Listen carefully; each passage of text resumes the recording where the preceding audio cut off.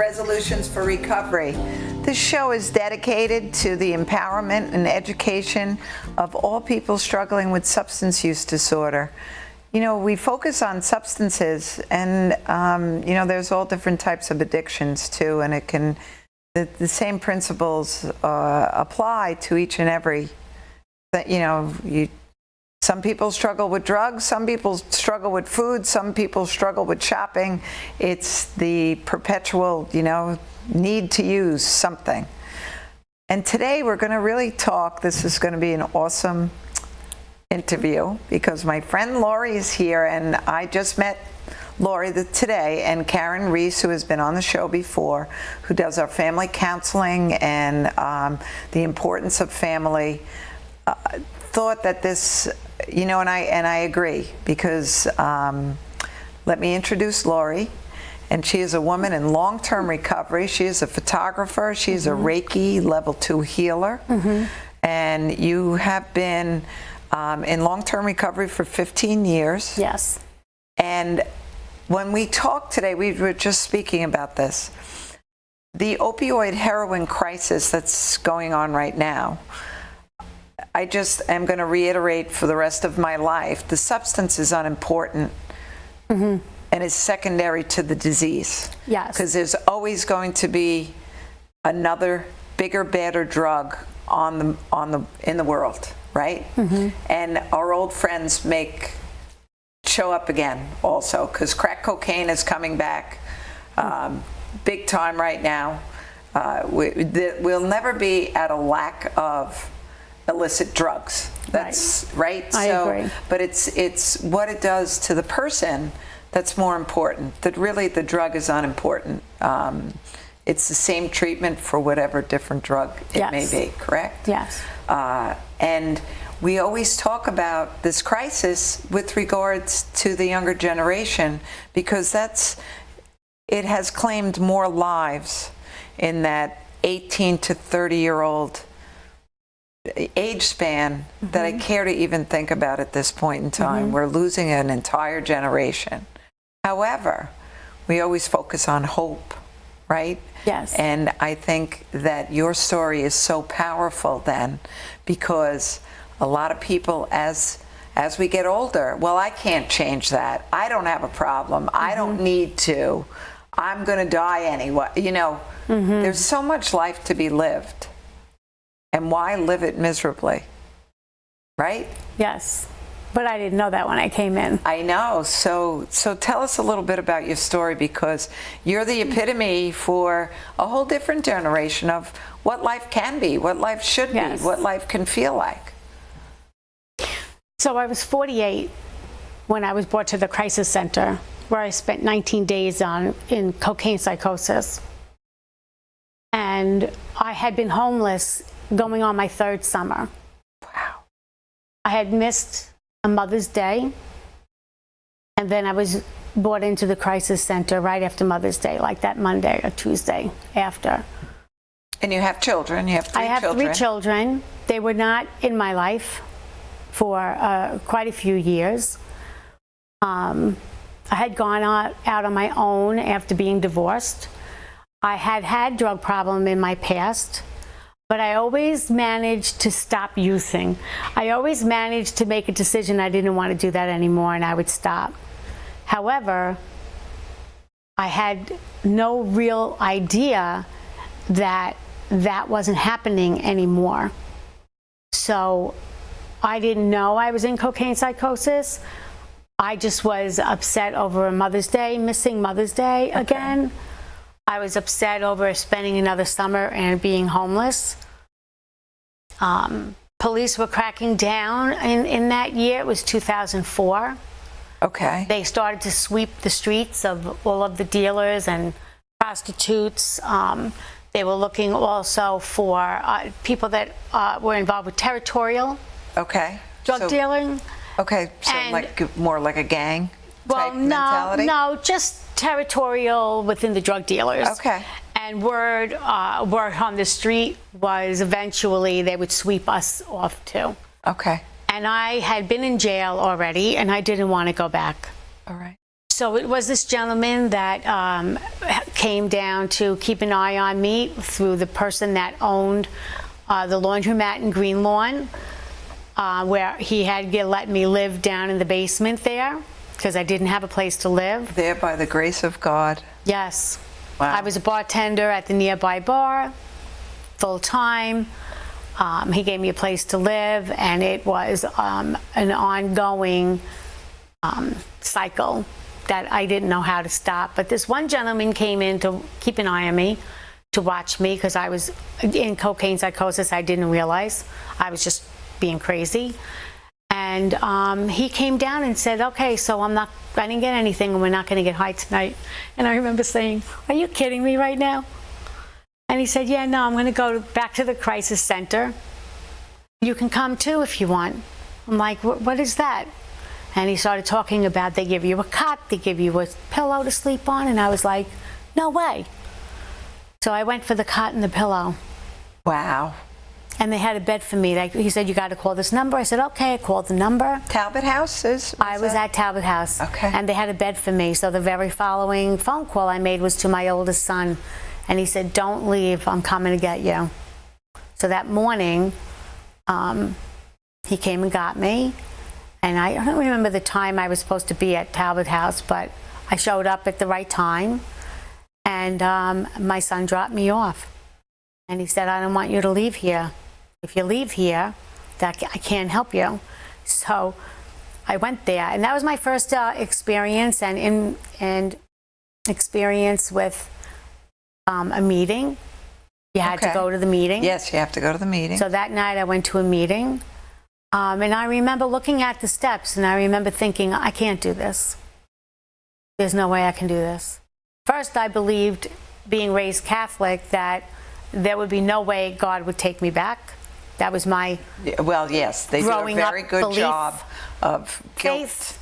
Yes. So my growing up faith said, there's no way you're going you were back. going to purgatory. I was like, whatever, however mortal sins I had, who knew? But I did enjoy the speaker. I did like the speaker. She said one thing that stayed with me, and that one thing was that you don't have to use again if you don't want to. And I didn't want to. So I took that and I held on to that. And I spent 19 days in Talbot House till they were ready to let me go over to 30-day at CK Post. I went to 30 days CK Post. I felt a little freedom there than more than I had in Talbot House. So I kind of started to feel like I didn't want to stay. Mm-hmm. So I started fights with some of the girls in the place. It was like kind of a free-for-all, I felt like, when I got there. I was feeling better from leaving Talbot House. And I wasn't really believing. I wasn't buying into this disease aspect. Okay. So I don't remember the name of the person, but I do remember this gentleman came over to me and he pulled me aside and he said, listen, you're having some trouble here and we don't really want to put you out. So I'm going to give you something. And when I see you, I want to see you carrying it. I want to see you reading it. I'm going to ask you questions as we go along. Okay. So he gave me this binder of papers, and it said The Disease of Addiction was the title of it. And I did start reading it. I started to flip through a few pages while I was like in my cot. And he would ask me a question of the very beginning of it. And I said, yes, I read that, and I would give an answer. And lo and behold, halfway through the 30 days, like I had mentioned to you, I started to feel like, maybe they're onto something. Maybe I may have a drug problem. Wow. After 19 days in a crisis center and 15 days 15 days going through 30 days. At a treatment center. At a treatment center. You started to think, maybe they're right. Maybe there is something to this. Maybe there's something. You know, and that's the one thing that I know that typically happens, right? The family or the people that surround person struggling see the struggle long before that person. Years before. Right. And the person struggling is like, no, I got this, because in your mind, Oh, nobody will ever notice this. Or if I did have a realization, like with my brothers, both my brothers flew in to try to intervene on their own. Well, that did not go very well. Because if I had any type of inclination that maybe, I always had an excuse for it. Well, if you had an ex-husband like I had, or, well, if you went through what I went through. Right. And I always separated myself out from that. Of course. Because your problems were bigger, better, worse. And I couldn't deal. I didn't want to hear it. You know, unfortunately or fortunately, being human, we can validate or confirm anything we want to believe in our own mind and give ourselves an excuse, a reason, or whatever we need to do to make it okay. Right. In your mind. Well, but you know in your spirit that you're not doing the right thing. I think I knew in my spirit that I had lost everything that I could possibly hold on to while I was in Talbot House and in the treatment of CK Post. That piece was very clear because I couldn't just walk out the door because I had nowhere to go. Because I had been homeless. Yeah. And the criteria that Morningstar had, one of the criteria was that you didn't have a place to go. So I was homeless. I had other pieces of criteria. I don't really know what they were, but clearly I belonged there. So I went. And Morningstar, for anybody that's not knowing what that is a treatment facility right here on Long Island that is just for women. Yes. And they have different levels of care, and then they also take care of some women with children. They don't have enough beds for women with children. Yes. But they didn't have that when I was there. So that's a wonderful thing that they have that. Yes. Yeah, and when I went toward the end of my 30 days, and when I went to decide or make decisions on what I was going to do after that, I didn't make many decisions in that because they told me that I needed further treatment. And I needed further treatment because of my age. And I said, my age? Like, I'm too old to be receiving any more further treatment. I just need a place to live. Okay. And they said, well, you could live there. So I'm still seeking a bed, a pillow. Yes. I loved having a shower. I loved all the things. You just needed the basic, I needed those basic needs met. Basic needs met. I still had that. That so many people take for granted. Right. And to so many people, that's the lap of luxury, just having a bed, a pillow, and a hot shower. Right, and that's all that I was grateful for. When I started, they taught me write a gratitude list. Those were my 3 top things: bed, pillow, shower. Wow. Those are my 3 top things. And they were my 3 top things for a very long time. And I still remember in the back of my mind when I do gratitude list even today, those top 3 were like there for a very, very long time. Kept me clean a very, very long time. Well, when you do without, I would imagine that, you would be grateful. Yeah, very grateful. And I went to Morningstar. They said I wasn't happy going. As soon as I walked in the place, I didn't want to be there. Of course. My son brought me there.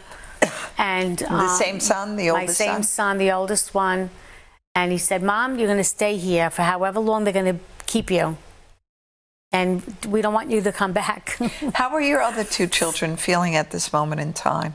Well, my eldest son was involved more with my shenanigans. Okay. He had lived with me. He saw the downfall of it all. Where I had always gotten high. I had always had pot. Okay. I had always had all of the drugs that looked so innocent. Right. I had always had drinks, pot. I sniffed some cocaine. But when he saw I was smoking it, then he knew that things were going to change. Okay. And they did change. Yeah. And freebasing was one of my favorite things to do. And it caused me all of my downfall. So my homelessness and everything. And I didn't care at the time. I felt that... You know what's amazing? The obsession was too strong, let's say. people that don't struggle with substance use, it's very difficult to comprehend that you didn't care. I about, know. You know, and I think because, and I've shared this before, when my son was, you know, he was only 21 when he passed, but I remember him being not quite 19, and I put him out of the house because they said, if you can't follow the, you know, I had other children at home. My daughter had a baby, you know, and I'm a single mom, so you're trying to keep everybody safe. But I remember saying to someone in long-term, I didn't know that they were in long-term recovery. I said, oh, well, he'll get treatment now because I'm not going to let him come home. And to me, Yeah, that being would be homeless, that being put out of the house would be enough. Yes. And I'll never forget the look on his face, because he kind of smirked and he said, to you, that would be enough. For someone that struggles with substance use, Yeah, it doesn't that's matter. not even registering, No. because he will couch surf Yes, with friends. and I did that. He will sleep in cars. He Yes, will sleep in yes. sheds. I did all that. He will do a lot of things. I did all So that. you could throw him down a 10-foot well, and if he doesn't want to stop, he's going to dig another 10 feet. Right. And I always that resonated with my heart so much. And I said, you know, how could that be? How could this be happening? Yeah. You know, because it didn't make any sense to me. Because the obsession is so strong. The obsession. The compulsion is so strong. And that's a great word. And that every cell in your body, never mind everything. your brain, Well, is asking and demanding. yes, and also you're addicted to the deeper cells of your body. Yes. So you may not want to stop, but your deeper cells are so dependent on it. They can't function now They anymore. can't function anymore.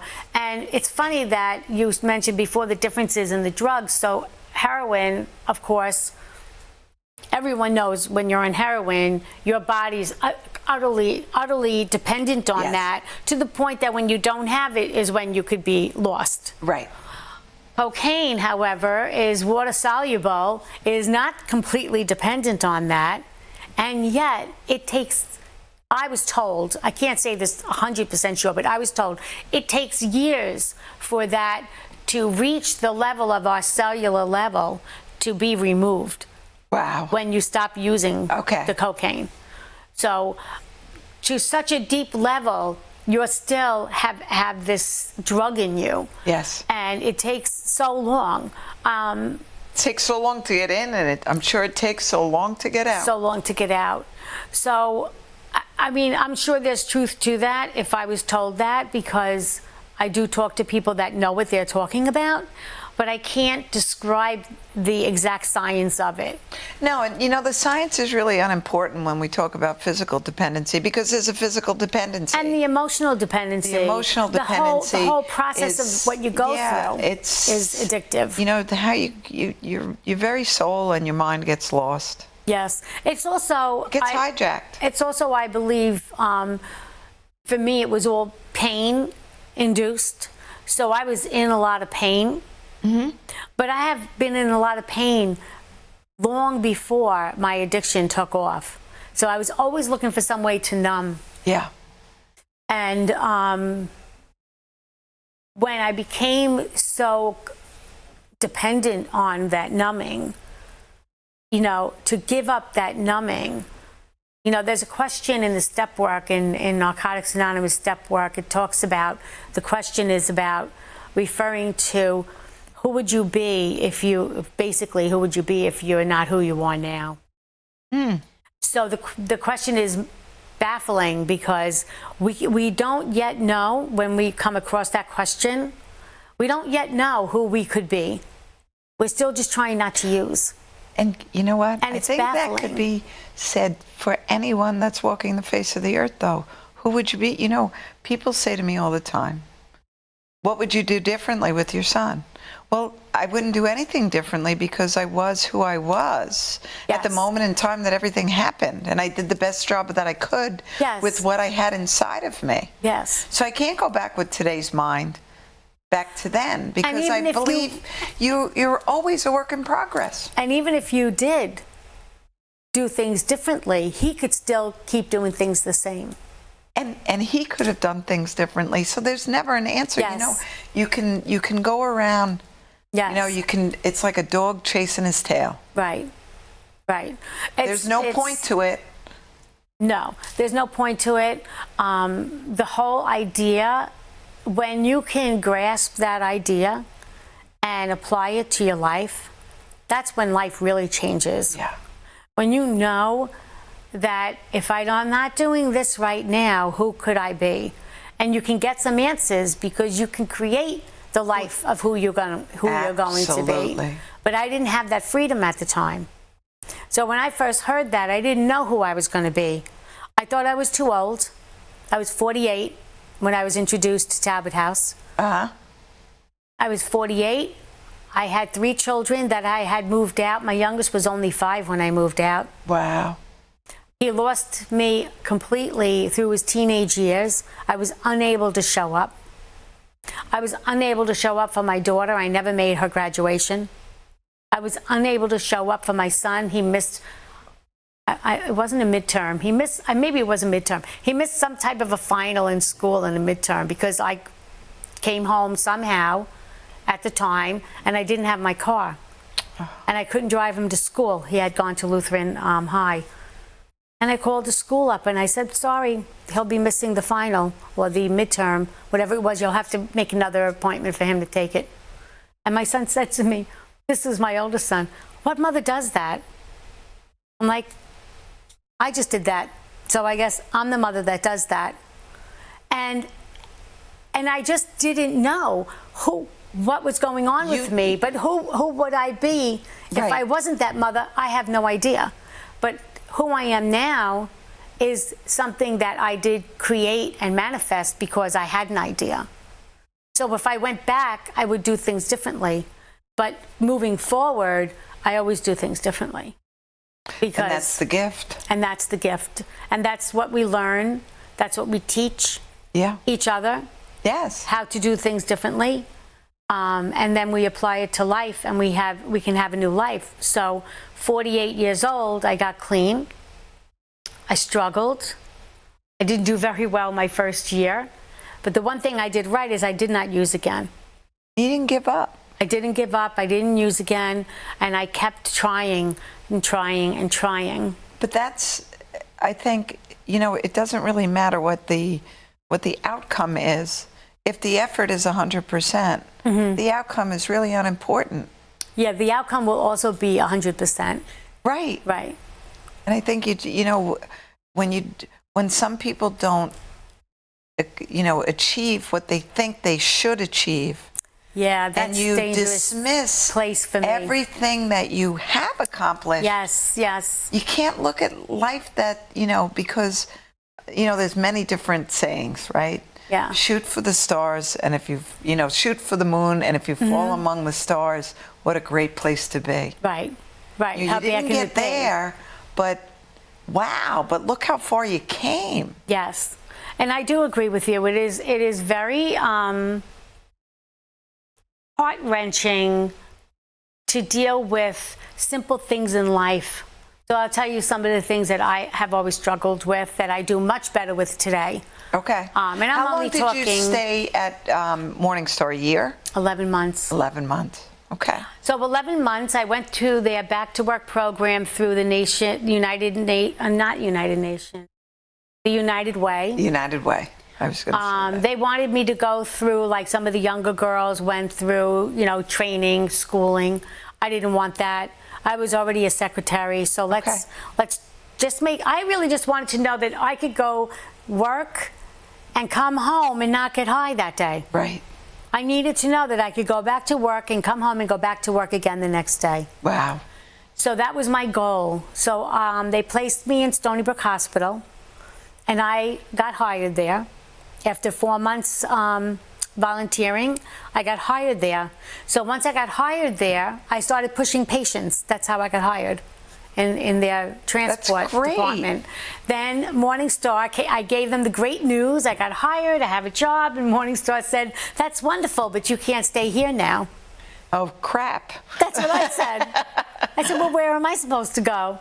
So I ended up going to, so this is a great part of the story too, because I ended up going to a sober house. Okay. I moved everything in. We're going to call it a recovery house from now on. Okay, a recovery house. Yeah, Doesn't well, that it was sound just nice? called that. I know. So a recovery house, that was not the case. So I called a friend up, could you please come and get me? I can't stay here. He came and got me. I don't remember where I stayed that night, but I took the bus somewhere because, of course, I had no license, no car. My car was completely taken away. And I met a guy on the bus, and I told him I had nowhere to live, so I stayed with him. I stayed with him, who I didn't even know who he was, until he lifted his hand at me, and I moved my stuff out, the little bit I had. Again, called the same friend, picked me up again, and I ended up finding a little room to rent in Selden. And he dropped me off, I think near the mall, and I walked and found my way walking by calling the land girl that was going to rent to me. And I showed up there, and she said, I can't believe you walked all this way. The room is yours. And I stayed there that night. And then I stayed there for 3 years. And I took the bus to Stony Brook, 2 buses. I walked almost a mile to the bus stop, 2 buses, and worked at Stony Brook. And they worked around my hours I could get there. And a year later, I took the nursing station clerk test and became a nursing station clerk and went up on the floors. Got my license back after paying all my fees and everything to motor vehicle, taking the buses to motor vehicle in Port Jeff, got everything together, and then had my car back. Moved out of that place, rented another place, ended up moving back to Northport where my kids were. They were happy to have me back. Because you were a productive woman in society. Yeah, and I still work at Stony Brook today. I'm in their operating room right now. I'm there 14 years. I was there May 5th, 14 years. And I was clean May 11th, 15 years. That's amazing. We're going to break for a little break, and we'll be right back. And we're going to hear more from Lori, what she's doing today. We'll be right back.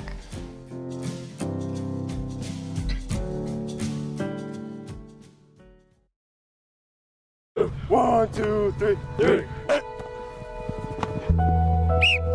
Long before my dream of playing professional football became real, addiction impacted my family and nearly destroyed it. As a New Yorker, I can tell you that all our communities are being hurt by addiction. New York State is leading the fight in combating addiction, providing help and treatment regardless of your ability to pay. For more information, visit combataddiction.ny.gov.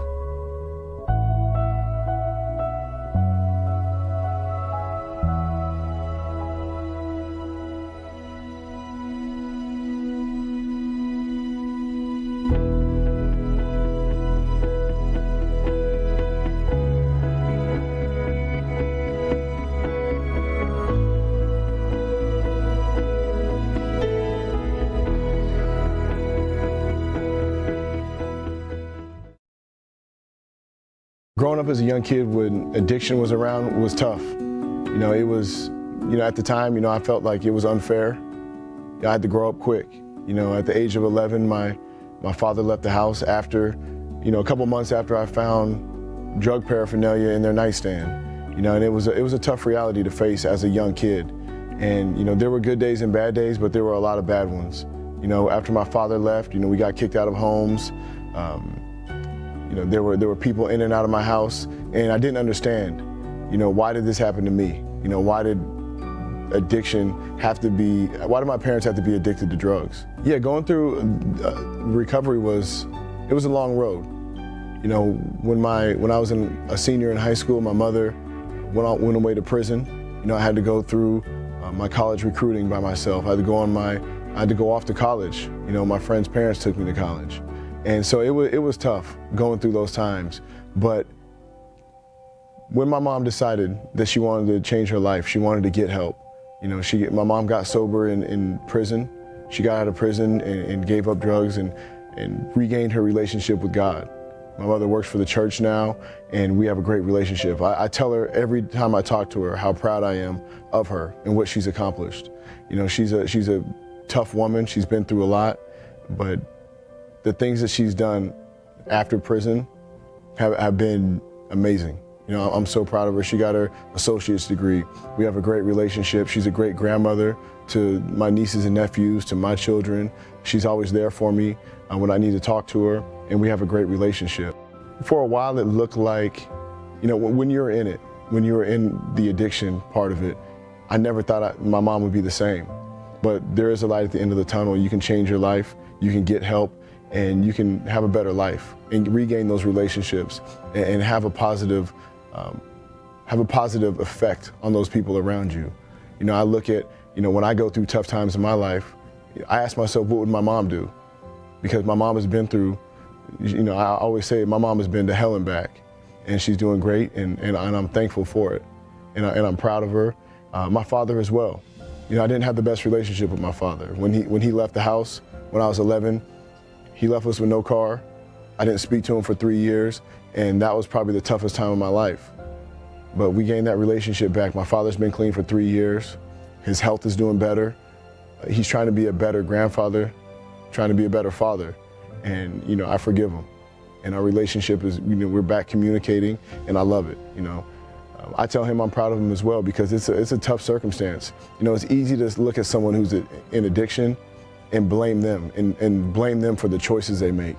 But it's the drugs, it's the alcohol that have a hold of them. And it's not, they don't want to be in that position. You have to understand that. They don't want to be making these decisions. They don't want to put these people in jeopardy. They want to get help. But once they decide to get help and to do something about it, there's great things that can happen at the end. Yeah, recovery is possible, and it happens to a lot of people. You know, you'd be surprised at how many people are in recovery right now that went out and got help. People out there that want to help you if you're in recovery. You know, there are people all over who you have no idea went through, they've been affected by it. You know, whether it's a family member, a friend, themselves personally, if they went through addiction. There are a lot of people that are going through issues that you've been through. So don't be afraid to ask for help. There are a lot of resources out there that can help you and get you the right treatment and to get you back on the road to recovery.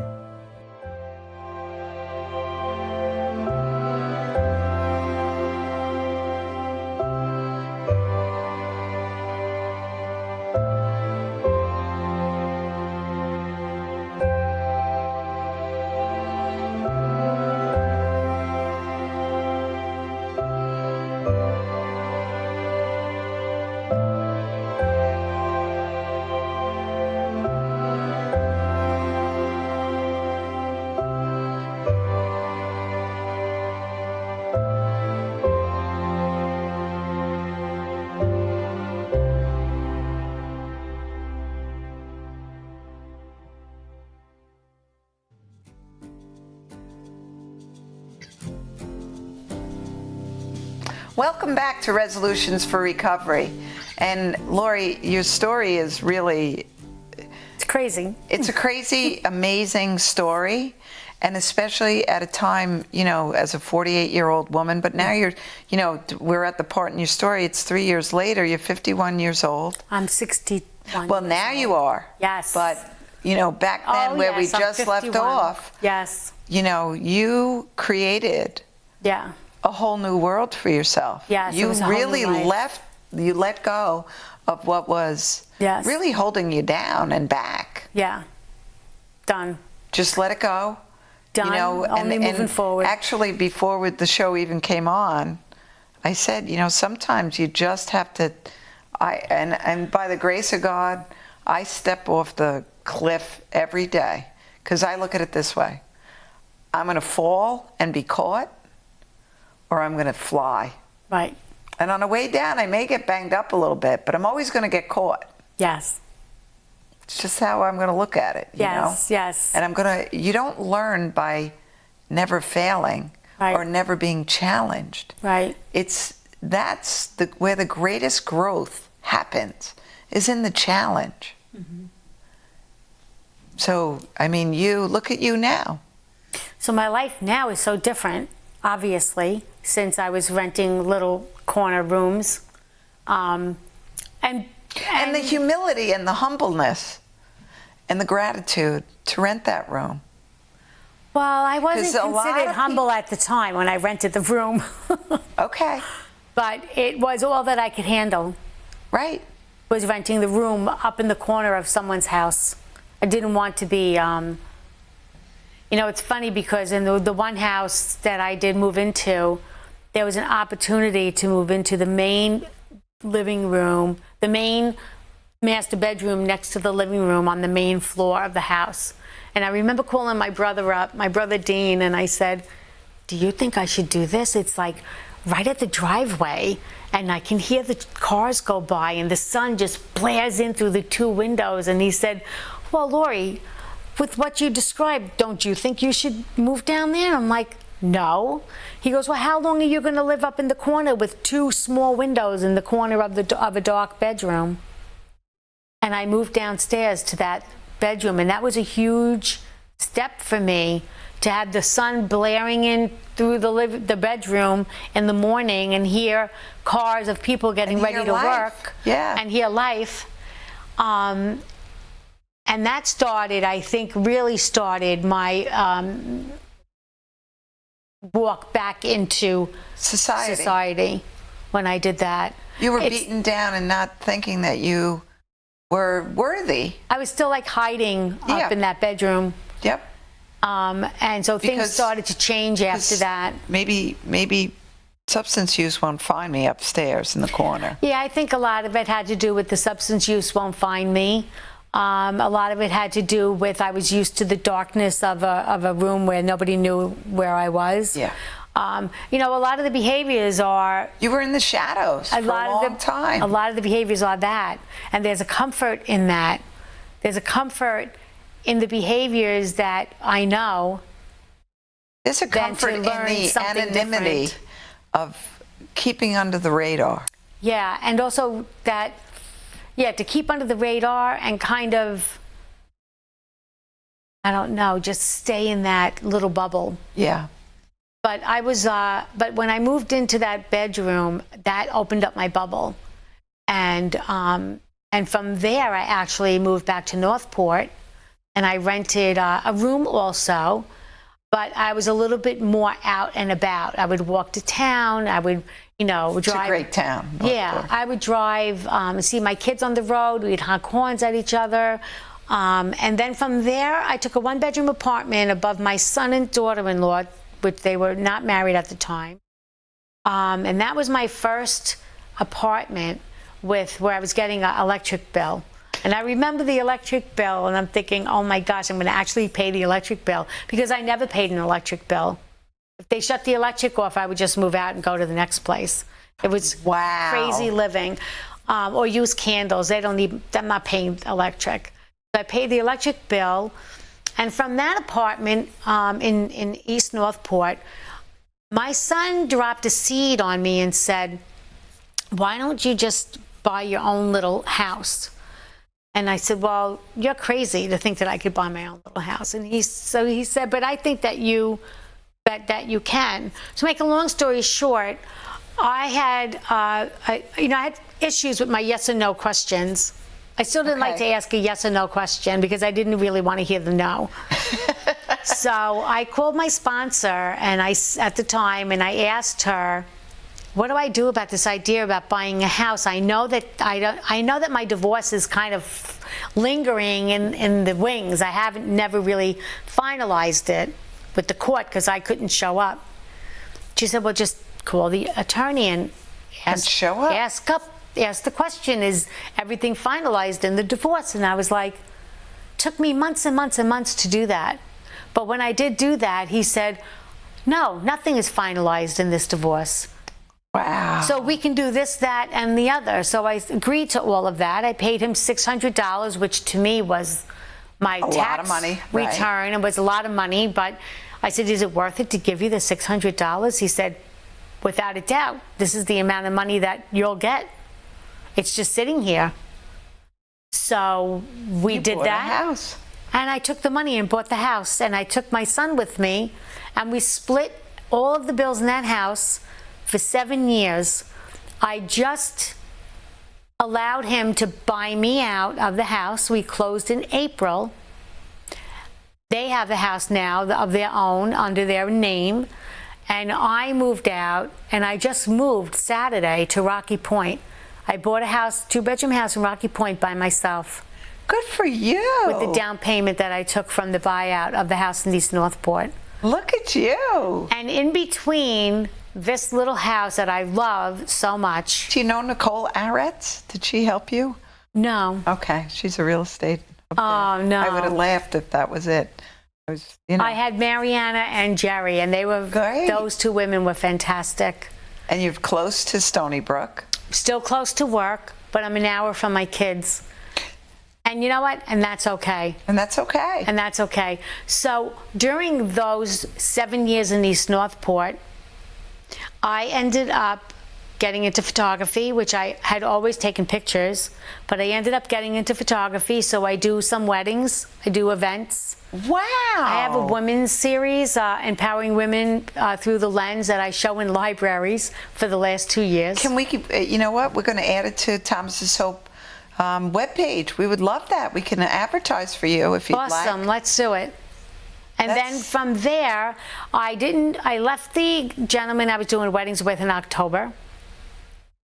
And then I was looking for a house, and we were trying to decide how we were going to work out the buyout, if we're going to sell the house or buy me out, all the things that we were working on.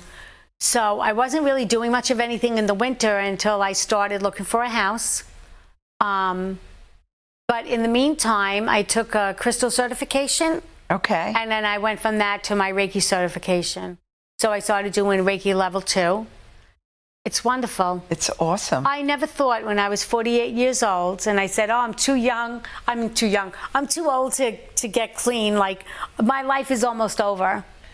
You know, to me, life was over. What was I going to do all this work for? Well, life was over because what did it revolve around? You getting your next fix, right? Well, and plus my kids really weren't, you know, in my life anymore. And I just felt like... So let me ask you, the youngest son. My youngest son is 30 now. And how did the two of you do together? Well, we had to redefine. Yeah. You know, my family is, we redefine our relationships consistently. We redefine. We have forgiveness, and we have acceptance. That's really what we base everything on. It's never... I'm sure he was angry for a good long time. I think for a long time he didn't really believe I had a drug problem. Okay. Because he really didn't see it. But the older two saw it, and they knew that I had. They, as far as they're concerned, keep doing what I'm doing. Don't change anything. Just keep doing what I'm doing. Well, you show up in their life now as adults. And now I show up as an adult. I did try. And you have grandchildren. I have my 2 grandsons now. So How old beautiful. are they? 5 and 2. So look at that. It's you get wonderful. a do-over. And here's the beautiful thing. Like, I'm living with my daughter-in-law and my son, and they had the 2 boys in that house, listening to them crying when they were born and running around and laughing. And Life. I had that for 7 years, and I thought, wow, this is beautiful to have this right now. My youngest son has been in and out of the house with us. My daughter at one point lived with us before she moved out to Arizona. Okay. And at one point I had all my kids in the same house with me with the grandchildren. It was like... That was heaven on earth. This was heaven on earth. And everything, I know everything is just fleeting. I know that that happening at that moment just needed to be the beauty at that moment. Of course, life changes. You know, but we raise children for them to have wings and establish their own lives. You know? Well, my kids established their own lives for long before Without they you. should have without me. Right. And so I was one of those women that showed up and started to be their mother. And all 3 of them said, yeah, no. So I had to really find my way. You had to find a new role. I had to find a new role. I had to reestablish myself and my relationship with them. And we're always tweaking it somehow. You know, but if we're not tweaking any relationship that we are involved in our existence, Right.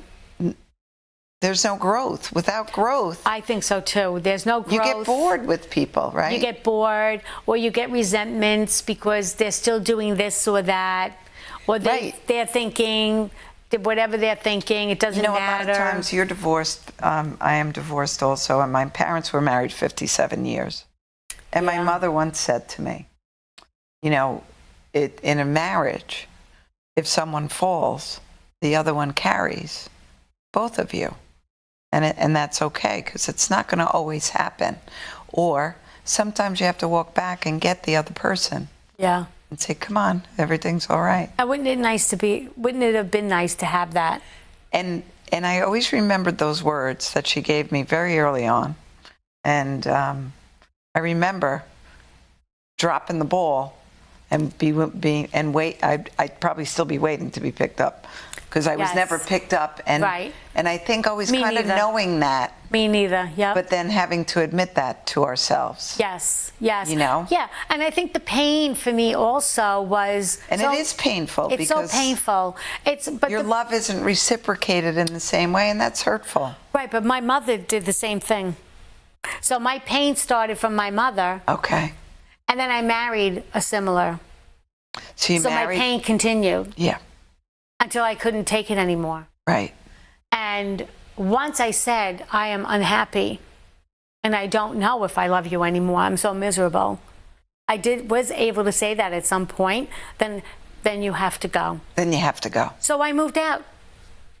And the locks were changed because those were the rules that he had placed. So now, all these years later, it's funny because all these years later, we were just at my daughter's wedding. And my daughter married a girl from Arizona. Okay.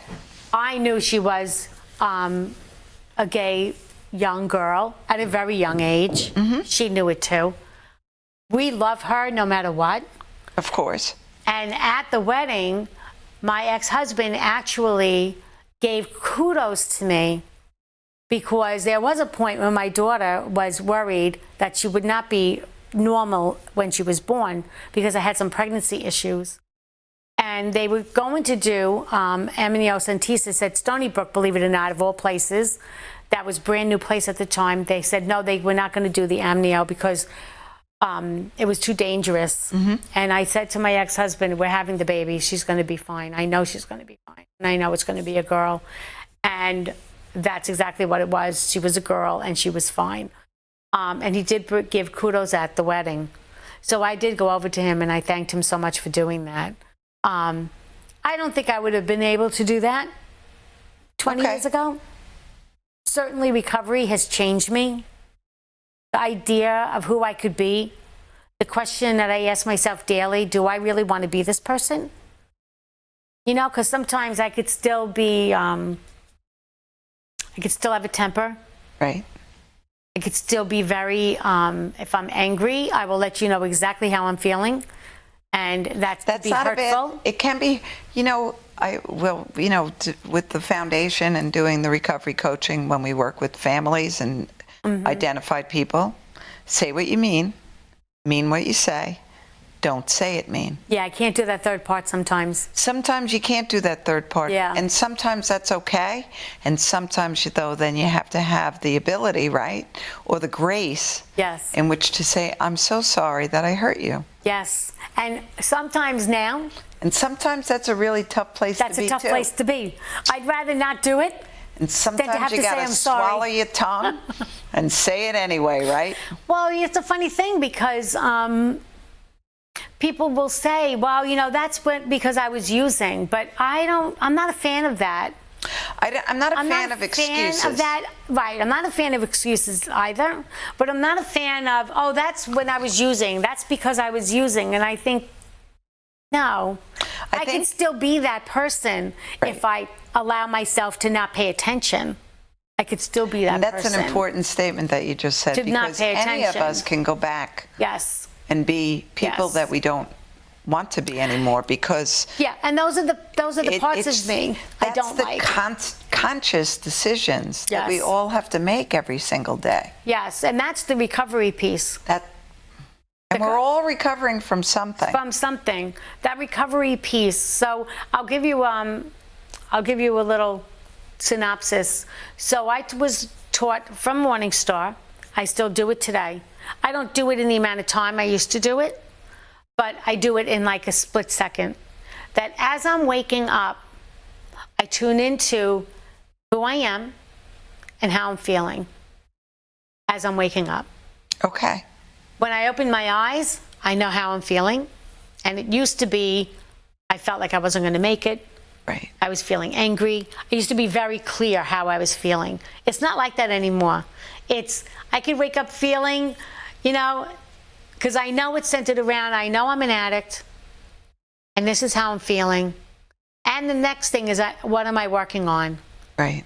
I know exactly what I'm working on. It's always something that I'm working on, whether it be my patience, whether it be my kindness, whether it be my paying forward, whether it be my giving extra love to my kids, whether it be helping them at some part, whatever they're going through in life. Those are the things I'm working on. Like now I moved into this house. I was never the neighbor that wanted to know my neighbors. I really didn't care. But moving into this house by myself, which is with a dog and a cat, which is basically by myself, my 16-pound dog is doing nothing to help me. I want to know my neighbors. In Rocky Point, where I live now, I step out of my house. I said, where's the mailbox? The mailbox is 2 houses down, and across the street, there's 5 mailboxes. And Wow. I'm laughing to myself because I'm thinking, well, this is awesome because I already know I have a goal to know my neighbors. I don't need to know where they work or what they eat. Right. I just need to be kind to them and be there for them. So that in case anybody needs anything, right? Or to let them You're know a that I'm community. available to them Yes. also, and be community. Yes. That's a goal I have. So now I walk over to the mailboxes and I've already met 3 neighbors. And it's nothing that has to be, so deep. It just has to be kindness, smiling. It does. It's funny. Make them feel good that I'm there. When my children were little, I was very community-minded, taught religion, Boy Scout leader, Girl Scout leader. Yeah, I was too. Lacrosse coach, class mom, all of that. And I just recently downsized and just different, right? In a different neighborhood. And I met one neighbor and he said, have you met anybody else? I go, no. Yeah. I don't really want to because Yeah. I've been there and I've done that. Yeah. So I know you. He goes, well, I don't want to meet anybody else either, so we'll just be friends. And that's, I don't need to be that community person Right. today. Right. I totally understand that. I wasn't ready for that. And my oldest son used to say to me, you should just rent an apartment because you're like a renter. But you know what? In this house, I have a desire to be more community again. I have a desire for that. I like walking to the mailbox that's across the street, 2 houses down, and the woman at the door where the mailboxes are, she likes to say hello, and I'm okay with that. Or the gentleman next door, I learned, is like 90 years old and lives alone there, and they keep an eye on him. Isn't that nice? And that was wonderful to hear because I don't mind keeping an eye on him.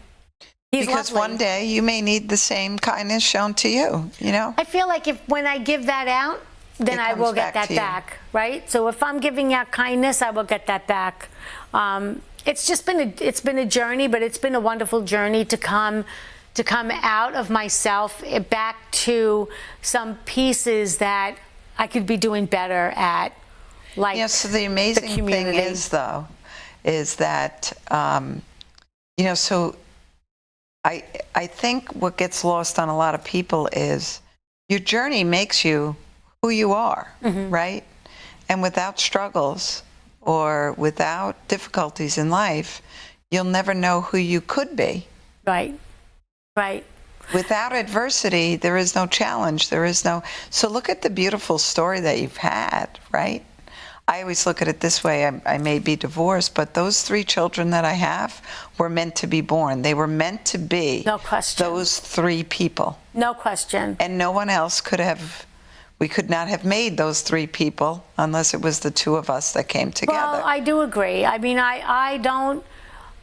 do regret the divorce in some ways because... Of course, because, wouldn't it have been nice Wouldn't it have been nice? to have a fairy tale ending? Right. But at the same time, I never regretted that that was the person I had my 3 children with. Right. Oh, I no, never regretted me that. either, because they wouldn't be who they are, and Right. I would never want my 3 children to be someone different. Right. And I also wanted to have children with the man that I married. I knew him from when we were young. I was 15 when I first met him. Wow. So these are the things that, that would be so painful for me. How are the 2 of you today? Well, these are the things that were so painful for me at one time, but they're not painful for me anymore. How are we today? We probably would do better off if we didn't have to get together for things like the wedding. There really isn't any relationship at all, but I don't have a relationship either, Yeah. and that's okay. And that's okay, because I have a relationship with myself today, which I know you do too. Yes. And that, I feel, suffices for anything. I learned a long time ago through recovery, somebody said to me, and actually it was Susan, who is another person that I will equate to saving my life in recovery. She was my one-on-one counselor at Pedersen Craig when we had to do outpatient from Morningstar. And she taught me so many things. She gave me permission to talk about my mother where I really thought my mother could hear me. Oh, wow. Yeah, because then that can be scary. She gave me permission to do that, and I was able to talk about my mom. So I had a mother that just literally didn't bond with me, and I have a mom that disowned me. And for so many years, I was so defined by that for so many years. I forgot my point. I was going to say something about being married. Well, I think. But she gave me so much permission to be who I am when I went through all of that, and to be who I want to become. She was the one that gave me all of that. No, she didn't give that to you. You gave that to yourself. So give yourself all the credit. She gave you some tools that you used. She gave me a lot of tools. But you did all the hard work. Yes, no one else did that. She doesn't get the credit. So I'm not going to allow you to do that. I think one of the most beautiful things for me is also when I'm alone, I'm not lonely. Yeah, I'm not lonely Because I like either. to be I'm perfectly fine by myself with my thoughts, with my actions, with my life, I'm okay. I'm okay. And it's a nice thing to say, because a lot of people cannot be alone. They're not. No, and when I went through things where I couldn't be alone, so I thought, I'm so glad that I didn't meet anybody to be codependent with, or to be codependent with, or to go back to some of those behaviors, because it's what I knew. Alter who you are to be in the presence of someone else. Yeah, I love being alone. I love that I bought this house by myself. I love it so much. I love so many things about it. I'm able to say how much I love myself, how much I love my children, how much I love my ex-sister-in-law, who I reconnected with. And it's so wonderful. It's a wonderful relationship. These are all the things that we talk about together, that her and I both were, I guess, jealous, trying to get the best for ourselves, but wasn't really going to come because of the way that we were going about it. So today, we love the life that we've created for ourselves. We love that we came together on our own. We have the forgiveness. We have the love. We enjoyed my daughter's wedding. Her daughter was there too. The whole thing about it, because there's so much history there. There's so much history. To have the forgiveness, to have the acceptance, to be able to be comfortable with who you are today, to be able to accept people and who they are today, and say I'm sorry for the past and keep moving forward. It's a beautiful life today. There's no question. And I think that, Lori, thank you so much for joining me today. And I think that Lori said it perfectly. There is hope in recovery. And look at the life that can be created for anyone. So for any families that are struggling, just remember there's always hope. And it's that person's journey, and to be supportive and not codependent and not enabling. And if you need anything, the number's right there. We're available to help get you through whatever the circumstances of your life are today. Have a blessed rest of the day and a great weekend. That was great.